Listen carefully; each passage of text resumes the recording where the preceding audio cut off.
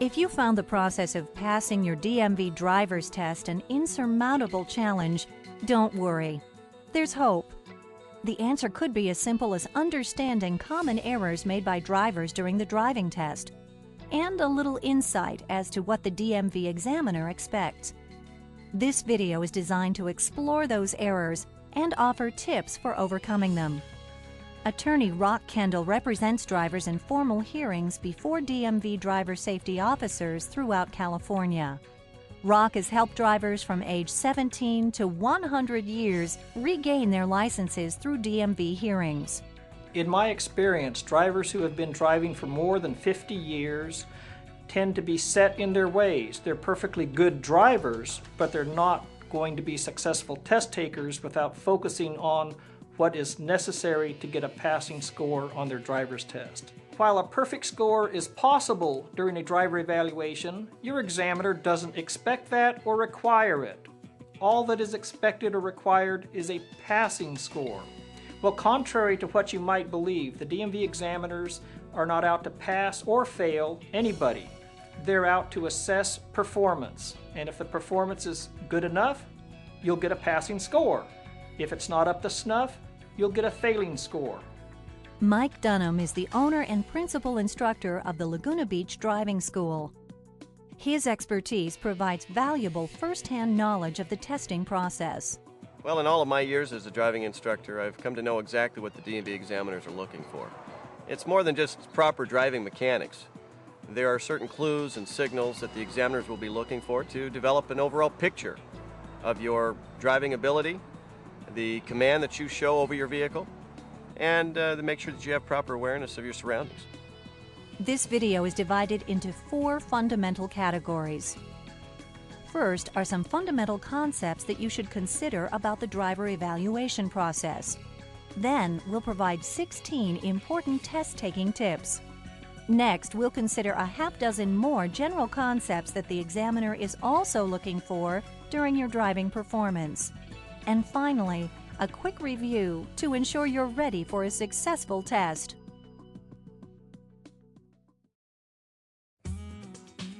It's all about body language. How you present yourself in front of the examiner has a great impact on how he or she feels about your overall test performance. You want to accentuate the positive during your performance exam. What I mean by that is know what to do and then do it with conviction. Little things count too. Don't merely scan the road ahead of you with your eyes. Move your head and shoulders so you can really scan the roadway for changes in traffic and surface conditions. Another important reminder: arrive at your test well rested and prepared. Practice your driving skills ahead of time.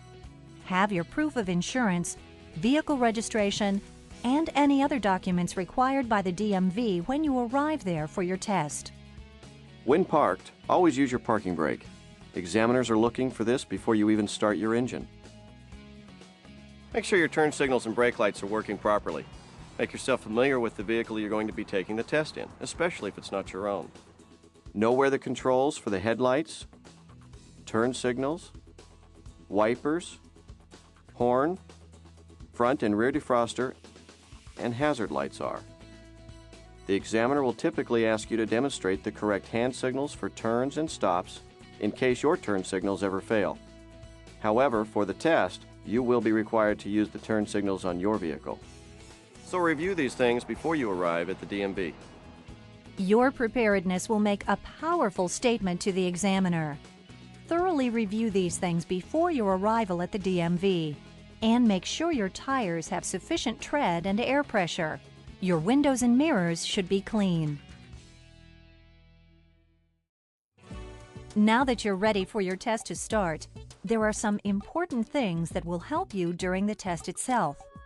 A lot of these concepts may seem obvious to you right now, but by focusing on them during the video, you'll do a much better job. We're only human, and a lot of us have developed bad habits, but by focusing on what good habits are in the eyes of the DMV examiner, you'll do a much better job on your performance test.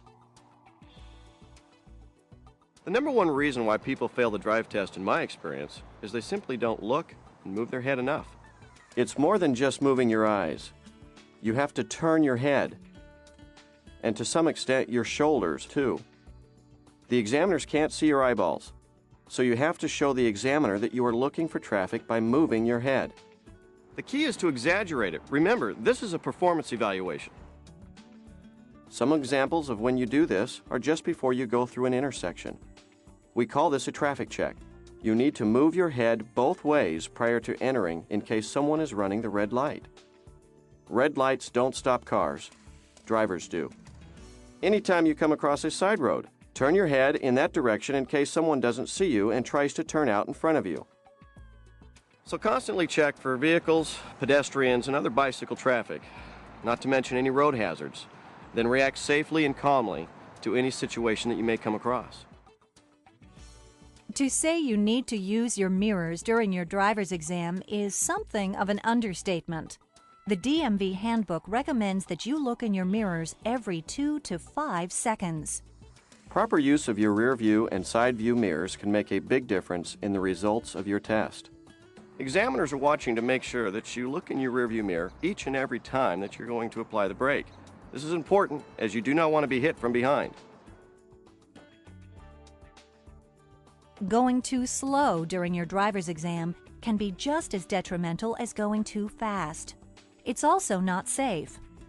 Don't tailgate, and don't let someone else tailgate you. Staying within the speed limit and with the flow of traffic is important. The DMV examiner may fail anyone who is driving 10 miles per hour or more under the posted speed limit, unless, of course, traffic conditions or weather warrant a slower speed. Since tailgating is the #1 cause of rear-end accidents, consistently check your mirrors to make sure no one is tailgating you.